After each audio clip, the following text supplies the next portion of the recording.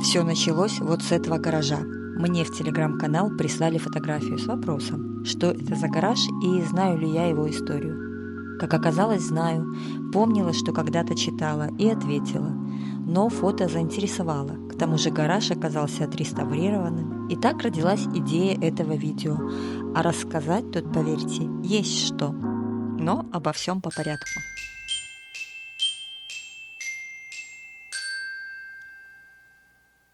На улице Академической много интересных домов, но есть один необычный, я бы даже сказала особенный. Может быть потому, что потомки людей, его построивших, еще живы и могут рассказать много интересных его историй. Согласитесь, история от очевидца событий – это совсем не то, что прочитать в книге или статье в газете. И как вы уже догадались, я хочу рассказать о доме номер 13 по улице Академической. Когда-то, еще в 1913 году, его построил врач Константин Иакимович Белецкий для своей семьи. И так сложилось, что еще жива его внучка, замечательная фотохудожница и человек, также известный в нашем городе, Наталья Дорош. Именно она подсказала мне некоторые интересные факты и поделилась фотографиями из личного архива. Изначально дом был построен как одноэтажный. Крыша была покрыта жестью. Вот здесь хорошо виден вход и улица, которая тогда была из брусчатки. Через этот главный вход пациенты проходили на прием к доктору Белецкому. Вот здесь под крайним левым окном этот заложенный вход хорошо просматривается. Второй вход с высоким каменным крыльцом находился со стороны двора, огороженного деревянным забором с калиткой. И с обратной стороны сейчас четко выделяется этот вход, когда его заложили кирпичом. А раньше с обратной стороны он выглядел совершенно по-другому. В доме было 5 комнат с высокими тяжелыми двустворчатыми дверями и очень высокие потолки. Комнаты отапливались печами, но тепло уходило под высокие потолки, поэтому в сильные морозы домочадцы сидели у печки в уютной гостиной. Окна с внутренними ставнями на ночь закрывались. Вот такая простая и понятная жизнь. Доктор Константин Белецкий был страстным фотографом. В доме было много гостей, и хозяин дома часто фотографировал эти посиделки камерой на штативе. Затем сразу же шел проявлять фотопластинку и через полчаса выходил к гостям с готовыми снимками. Будучи достаточно обеспеченным человеком, доктор Белецкий в начале 20 века купил фотографический аппарат и прошел с ним всю Первую мировую войну, снимая для истории сестер милосердия, раненых солдат и фронтовые будни полевого госпиталя, в котором служил.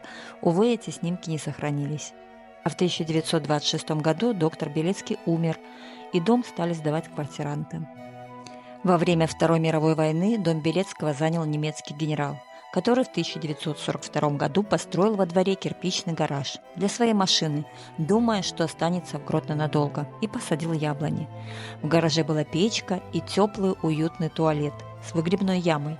Двери в туалет находились с противоположной стороны ворот, а когда в 1944 году немец удирал, в гараже он оставил бочку с бензином и дрова. В гараже хранились дрова, торф. Туалет засыпали, когда в дом провели канализацию в конце 50-х годов, но осталась печка, которой пользовались и после. В гараже хозяева дома хранили дрова. Это фотографии из личного архива Натальи Дорош. И, как видно по фото, раньше двери гаража были деревянными. После, еще не так давно, кто-то смастерил железные, а сейчас, по новой моде, наверное, мы наблюдаем стеклянный вход. А рядом с гаражом так и остались расти 2 клена. Эти клены, по воспоминаниям Натальи, выросли сами из семян, 70-е.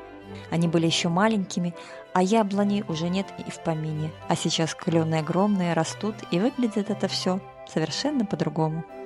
Рядом с домом находилось лютеранское кладбище, которое начиналось у ворот дома и заканчивалось у церковного двора лютеранской кирхи.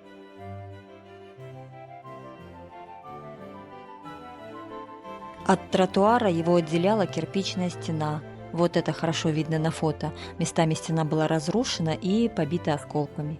Старое немецкое кладбище, заросшее гигантскими липами и кленами, служило местом майских гуляний, которые ежегодно устраивали горожане с соседних улиц.